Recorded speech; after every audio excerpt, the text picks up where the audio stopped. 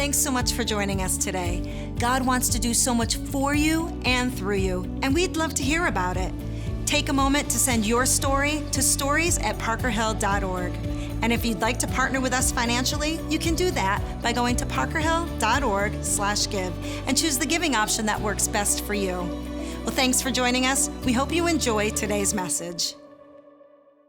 Man, I want to be the kind of warrior in life that fights for what really matters. An epic warrior like Maximus Decimus Meridius, commander of the armies of the north, general of the Felix Legion, loyal servant of the true emperor Marcus Aurelius. At least that's how he introduces himself. Well, sometimes I feel more like Homer J. Simpson, clueless nuclear safety inspector and eater of donuts. That's life, isn't it? There are things worth fighting for, but sometimes we just get caught up in the everyday job, the everyday meal, the everyday snack, the regular and the mundane, and we kind of forget that there are things worth fighting for. We forget how high the stakes are in our lives. We forget that what we do with our time matters, that what we do with our children matters, that what we do with our kids and their future and their faith matters. What we do with our gifts and our talents and our abilities, they matter. The stakes are too high for us to live our lives on autopilot. Now, Tesla is an electric car manufacturer, and they make some of the most high-tech cars on the road. Really cool stuff. Their vehicles have a feature called autopilot, which allows you to drive in the car and kind of let the car take over a little bit, and that autopilot can keep you in the correct lane.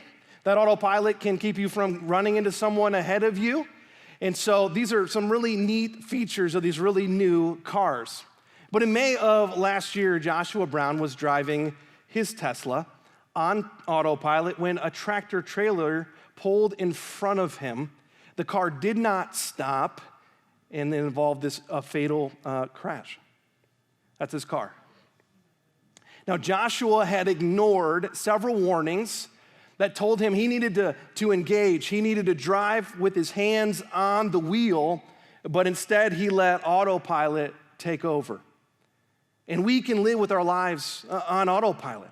We know that we should be engaged and alert, and we should be active and awake. We should be engaged in this battle that's worth fighting for, but we get distracted. We get complacent, and we take our hands off of the wheel, and we disengage, and we crash. We can't live our lives on autopilot. We have to learn how to fight before the crash. A helpful metaphor that I want to use throughout our whole time here today is that of earthquakes.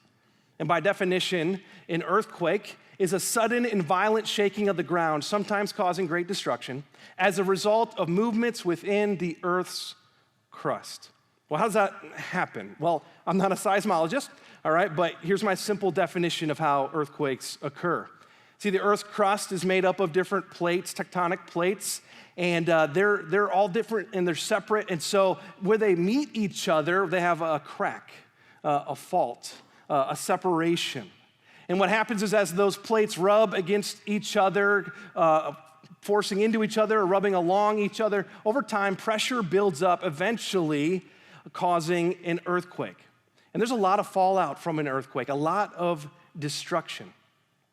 Recently, there were 3 earthquakes that rocked Mexico, and in Mexico City alone, 40 buildings were knocked down, and 360 people died. Now, fault lines is where I want you to focus your attention, and fault lines are a broken place, hidden from sight, where pressure builds before erupting and causing damage. And this is a helpful picture for our lives because there are broken places inside of all of us they're hidden from sight. Other people don't know about them. And eventually they come out causing damage. And unless we address the fault lines in our lives, we will hurt the people closest to us. We will destroy our futures. And so this is the fight. 1 Corinthians 10:12 says this. So if you think you're standing firm, be careful that you don't fall. This is the fight. And like the poet O'Shea Jackson Jr. once said, you better check yourself before you wreck yourself. And that's what we're talking about today. And so I have one goal today, and I'm going to tell it to you up front right now, and this is my goal. I want to encourage you to address the fault lines before the fallout. I want to encourage you to address the fault lines before the fallout. Because unlike earthquakes, which we cannot control, these areas of our lives we can do something about. We can address these broken places, these hidden places, these things we're doing that we don't want other people to know about. We can find help and healing. We can find a way to fight by God's grace. And so we're going to turn again to the book of Judges, and we're going to look at the life of Samson. We're going to be in Judges 15, and there we're going to find three signs that reveal where the fault lines are in our lives.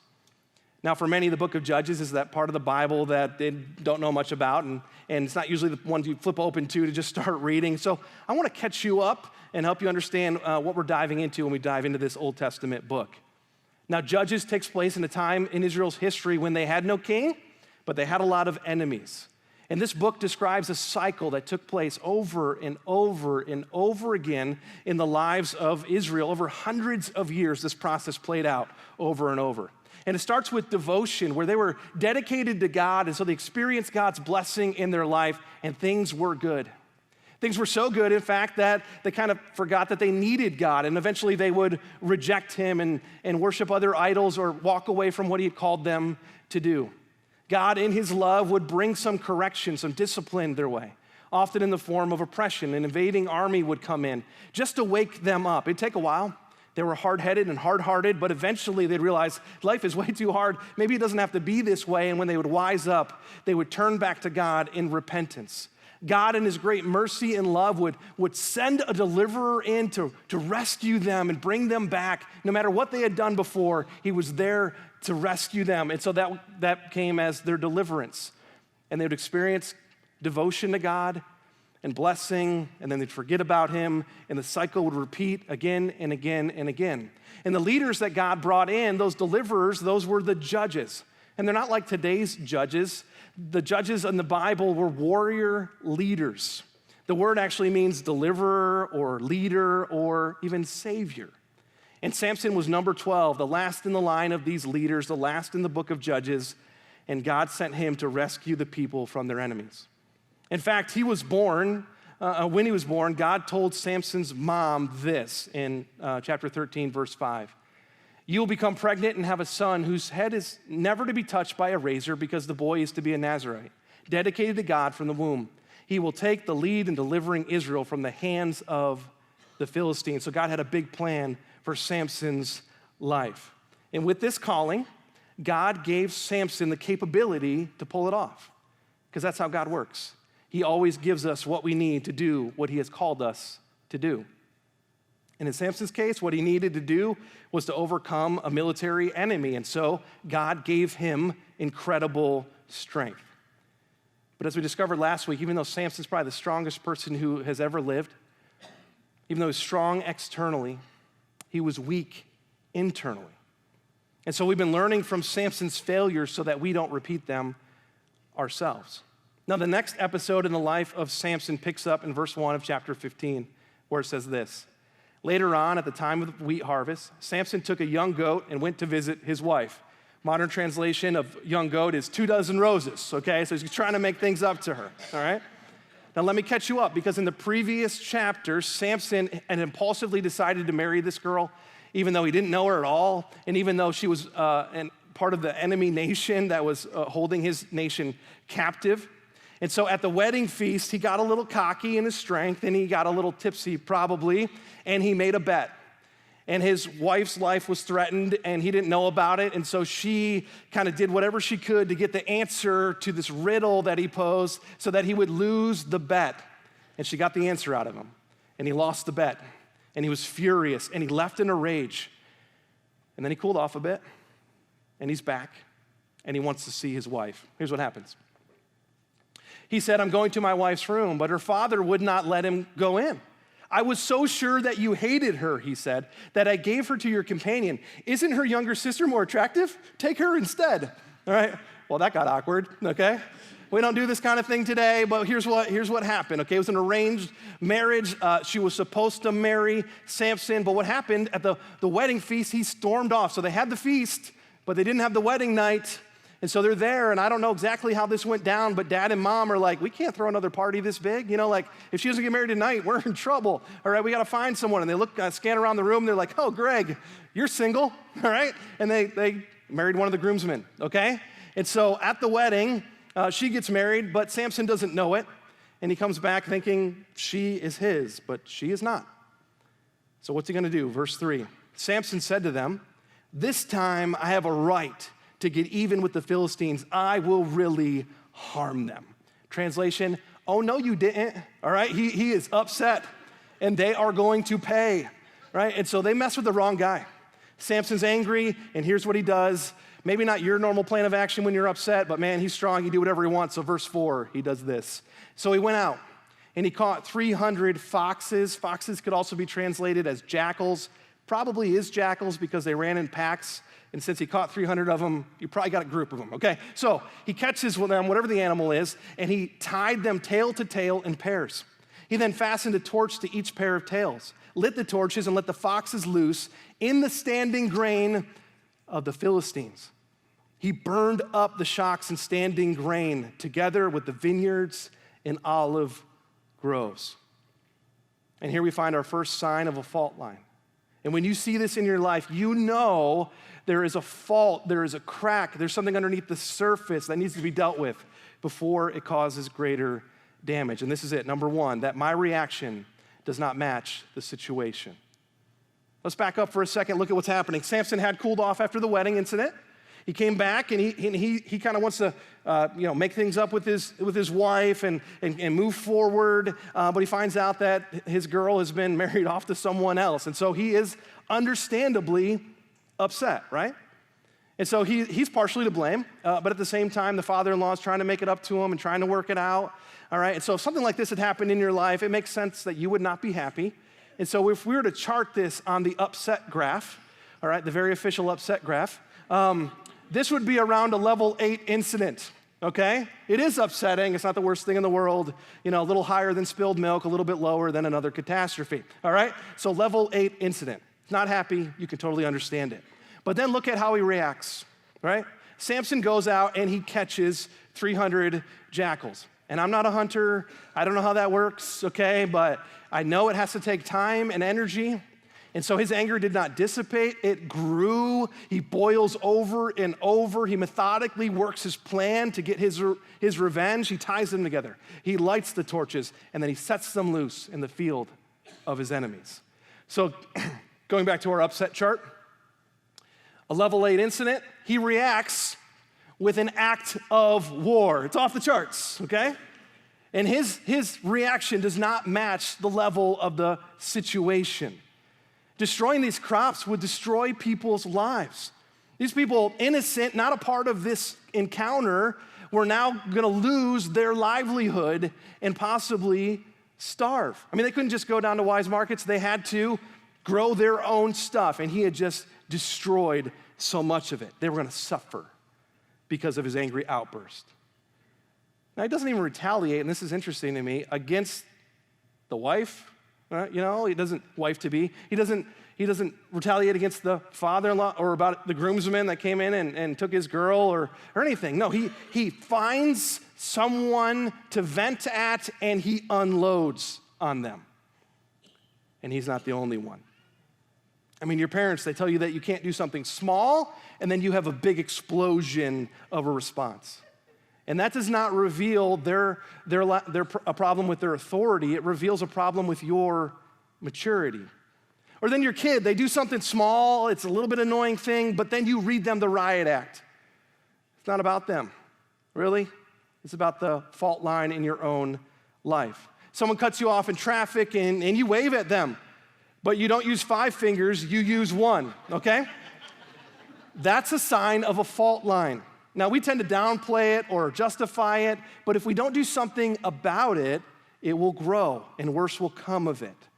See, even if you don't see what's happening, the fault lines in your lives are affecting the people closest to you. I read an article recently involving a survey where they interviewed some kids, and this really stuck out to me. I want to read it to you. It says, secondhand stress is a big problem for kids. In a recent survey, researcher Ellen Galinsky interviewed more than 1,000 children in grades 3 to 12 and asked them, if you were granted one wish to change the way that your mother's or father's work affects your life, what would that wish be? Kids' answers were striking. They rarely wished for extra face time with their parents. Instead, they wished that their parents would be less stressed out and tired. But the parents in the survey, they were completely out of touch. When they were asked what their kids would wish for, virtually none guessed that their kids would use their wish to reduce their stress. Galinsky then asked the children to grade their parents on a dozen scales, and overall, the parents came out with high marks from their kids. Moms had an overall GPA of 3.14, and dads got an average grade of 2.98. But anger management was most parents' Achilles heel. More than 40% of kids gave their moms and dads a C, D, or F for controlling his or her temper when I do something that makes him or her angry. That was the worst rating on the parental report card. You see, when your reaction does not match the situation, when you take it out on your kids because there's something else going on, when the fault line shows itself by a mismatch between what they did and how you responded, it reveals that something is broken inside. It's not your parents. It's not your kid. It's not the other driver. It's not your boss. It's not your spouse or your girlfriend. It's the fault line inside. That's the first sign. Now let's pick up in verse 6 to see what happens next. And I want you to listen as we go through this back and forth, and I want you to see if you can pick up a pattern as it unfolds. Here we go. It says, when the Philistines asked, who did this, the whole burning of their crops, right? They were told, Samson, the Timnite's son-in-law. And they're like, okay, well, why did Samson do this? And the answer is because his wife was given to his companion. So he was mad because that bad thing had happened to him. So what do the Philistines do in response? It says, so the Philistines went up and burned her and her father to death. Whoa. Why? Why would they do that? I mean, it's their own countrymen. These are other Philistines. Why? Because of what Samson had done to them. So what did Samson do next? Samson said to them, since you've acted like this, I swear that I won't stop until I get my revenge on you. And he attacked them viciously and slaughtered many of them. And then he went down and stayed in a cave in the rock of Edom. So why did Samson attack them? Because he's Judah's deliverer, because God had called him to protect his people, because he was finally leaning into his calling. No, he was ticked because of what the Philistines did. So what do the Philistines do next? Then the Philistines went up and camped in Judah, spreading out near Lehi. So there's a lot of them. And the people of Judah asked, oh, why have you come to fight us? They're threatened. Well, you see the pattern now. How are they going to answer? We have come to take Samson prisoner, they answered, to do to him as he did to us. Again and again, you see this sign show up again. This is the second sign of a fault line, and it's simply this: I blame my reaction on your action. I blame my reaction, no matter how out of line, how evil, how wrong, how perverse. I blame my reaction on your action. I mean, do you hear them?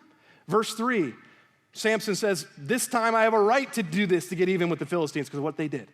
Verse 7, Samson says, because you've acted like this, I could do this. Verse 10, we've come to make him a prisoner, and they answered, to do to him as he did to us. It's their fault, it's their fault, it's their fault. Later in verse 11, Samson answered, I merely did to them what they did to me. I blame my reaction on your action. Both sides refuse to take any responsibility for their part in this conflict. They blame the other side 100%. I mean, we can interview them. We can say, hey, Samson, you tied up jackals and you burned down some crops. What do you have to say for yourself? Samson would be like, I have every right to do it because of what the Philistines did to me. We say, okay, thank you. Okay, Philistine soldiers, you killed an innocent father and daughter, and now you're marching with an army into Judah. What do you have to say for yourselves? And they'd be like, we're only here because of what he did. Healthy people search for solutions. Broken people search for others to blame. Healthy people search for solutions. Broken people search for others to blame. And I know because I do this too. And you know this is true. I mean, you cheat on your taxes, but then you say, but the government is corrupt. And you justify your lack of integrity. You cheat on a test, but you say, well, the teacher didn't prepare us for it. And so you justify your cheating. You look at pornography and then you say, well, my spouse doesn't meet my needs. And so you justify digital adultery. You lie to your parents and you say, well, they don't let me do what I want to do and it's not even that big a deal. And so you excuse your lies. And when you start blaming others for your actions, you know that there is brokenness beneath the surface of your life. Because when we blame others for what they've done and how they've wronged us, when we point the finger at them for how they hurt us intentionally or unintentionally, when we never move past it, even months and years and decades later, when we keep blaming them for who we are today, we're like cats. No, really. On the Science of Us website, we learned this interesting scientific fact. Cats never forgive. Scientists, why are you laughing at me? Have observed conciliatory behavior in many different animal species. The bulk of the research has been on primates like bonobos and mountain gorillas and chimps who often, following confrontations, will exhibit friendly behavior like embracing or kissing. So when there's a conflict with all these other animals, they kiss and make up. Scientists have observed similar behaviors in non-primates like goats and even hyenas. The only species that has so far failed to show outward signs of reconciliation are domestic cats. Don't get mad at me, cat people. This is science, all right? Just look at that cat. Won't forgive me for anything, okay? And so every haughty look, every hiss, every claw to the face is justified to a cat because they never forgive you. They never let it go. They always blame someone else for how they act. And that might be you. You're not a cat, but you might very well be someone who's never forgiven. You've never moved on. You're blaming your boss. You're blaming your parents. You're blaming the other driver. You're blaming the person that messed up your meal in the drive-thru. It's always them that you need to blame for how you are reacting. That sign of the fault line is simply this, that I blame my reaction on your action. Now, the last sign of a fault line is this, that you can't see the consequences of your actions. I mean, you can't really see the consequences of your actions. This cycle of revenge in this story keeps building and escalating, and it's not over yet. So let me just read to the end of the story where it says this. Then 3,000 men from Judah went down to the cave, that's where Samson had hung out, and said to Samson, don't you realize that the Philistines are rulers over us? What have you done to us? I mean, they've come in, they're gonna hurt us because of you, Samson. He answered, I merely did to them what they did to me. They said to him, we've come to tie you up and hand you over to the Philistines. What a low moment. He's supposed to be their leader and their deliverer, yet his very people are coming to turn him over. Samson said, swear to me that you won't kill me yourselves. Agreed, they answered. We'll only tie you up and hand you over to them. We will not kill you. And so he agreed. So they bound him with 2 new ropes and led him up from the rock. And as he approached Lehi, the Philistines came toward him shouting. Okay, so they weren't going to just take him captive. They attack. And the Spirit of the Lord came powerfully upon him. The ropes on his arms became like charred flax. They're like wax, and the bindings dropped from his hands. He breaks them off. Finding a fresh jawbone of a donkey, he grabbed it and struck down 1,000 men. And victorious, he writes a song. Then Samson said, with the donkey's jawbone, I have made donkeys of them. With the donkey's jawbone, I have killed 1,000 men. And when he finished speaking, he threw away the jawbone, and the place was called Ramath Lehi. Thousands are dead. And Samson is singing a song about the slaughter. How did we get to this point? I mean, Samson wanted to take his wife this makeup gift and go on a date.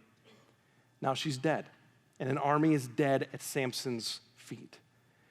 That escalated quickly. Let's count the cost. The Philistine crop has been destroyed. Innocent lives and livelihoods have been lost. Samson's wife and father-in-law have been burned to death. Samson's family and his country are put in danger because the Philistines will retaliate. Hundreds of Philistines are dead, and nothing has changed in Samson's life. He is lonely and he is angry because he was outwardly strong but inwardly weak, and he can't even see it. And you can't see it either. You can't see how your obsession with always being right is costing you relationships. You can't see how your constant critique is making him dread being around you. You can't see how your addiction is killing you. You can't see how your outbursts are closing doors with your kids that you really want to be open. You can't see how your preoccupation with distraction is costing you the most important years in your kids' lives. You can't see how your flirting with him or her at the office is going to destroy 2 families. You can't see how your negative moods steals the joy out of every room that you enter. You can't see how your gossip makes you petty and leaves you lonely. Samson's faults were obvious to everyone else, but he was blind to them himself. The people around us can see it, even if we can't. And the question is, will we address the fault lines before the fallout? Let me tell you how the story ends. I'm just going to summarize. Chucks that jawbone away. He kind of demands God gives him the drink because he just fought this battle and he's dying of thirst. And God in his graciousness gives him some water. He takes a drink, and then he rules Israel and Judah for the next 20 years, evidently without much conflict.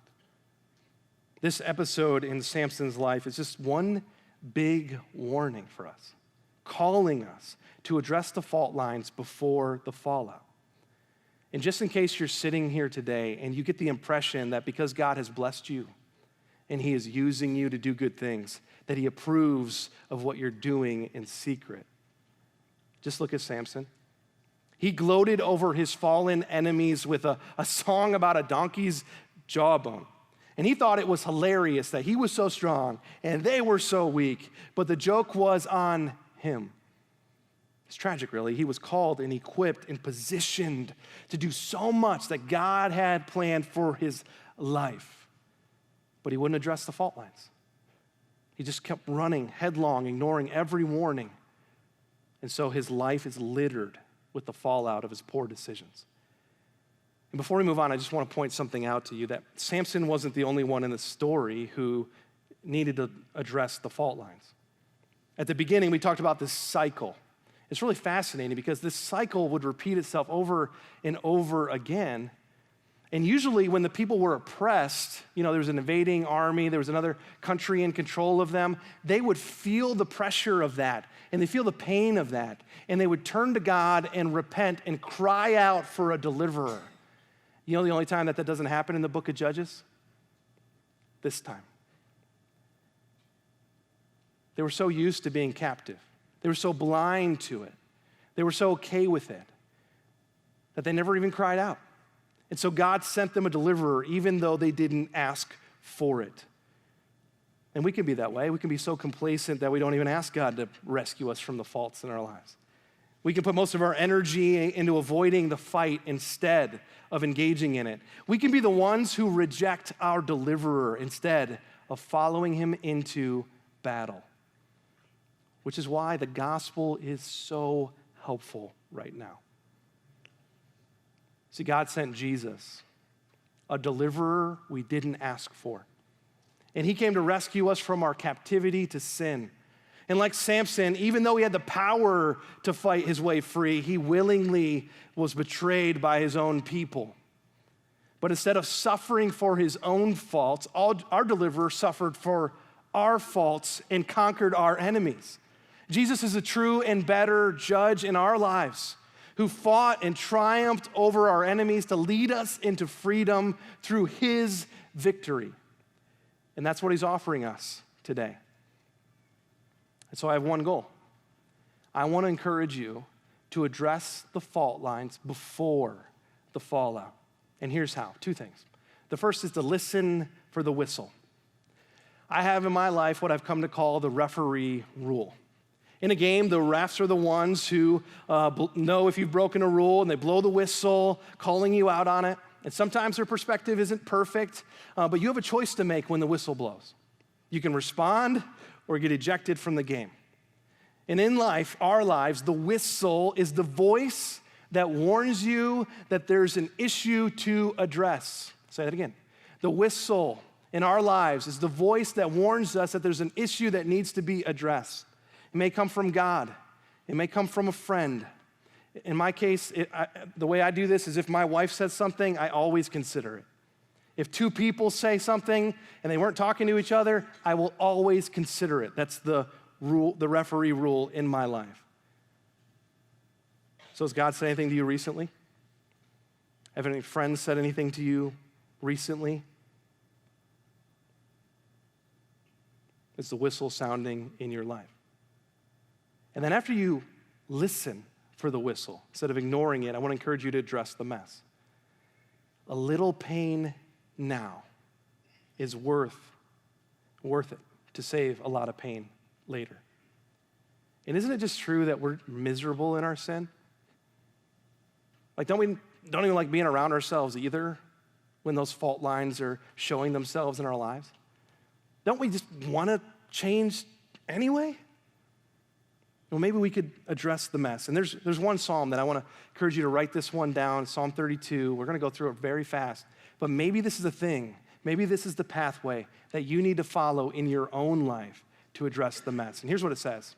Blessed is the one whose transgressions are forgiven. Transgressions are sin, whose sins are covered. So that's what God is offering us, like freedom from sin, complete forgiveness from our sin. Blessed, happy is the one whose sin the Lord does not count against them, hold against them, in whose spirit there's no deceit. We're not playing a game. We're not hiding it. We're not keeping it down anymore. He says, when I kept silent, my bones wasted away through my groaning all day long. For day and night your hand was heavy on me. My strength was sapped as in the heat of summer. He's saying I was miserable in my sin. And the longer I put it off, the longer I tried to downplay it, the longer I tried to ignore it, the worse it got. But then he turned the corner. Then I acknowledged my sin to you. It did not cover up my iniquity. I said, I will confess my transgressions to the Lord, and you forgave the guilt of my sin. Finally, he addressed the mess. He was honest, he confessed it to God, and he was able to move forward in life. And maybe this needs to be your path moving forward. No more hiding, no more justifying, no more downplaying. You stop hiding it and you stop making yourself miserable. You bring it out and you stop justifying it and making matters worse. You confess. You find forgiveness, which is offered to you. You experience healing in that area because that's what Jesus came to do. I mean, isn't having kids who might be a little bit upset with you now, but respect you so much later worth it? Isn't it worth bringing things out into the open?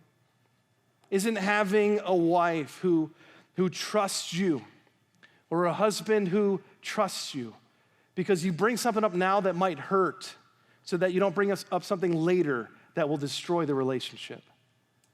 Isn't it better the right now to deal with an issue in your life so that you can look your future spouse in the eyes on your wedding day with full confidence and freedom because you've dealt with it?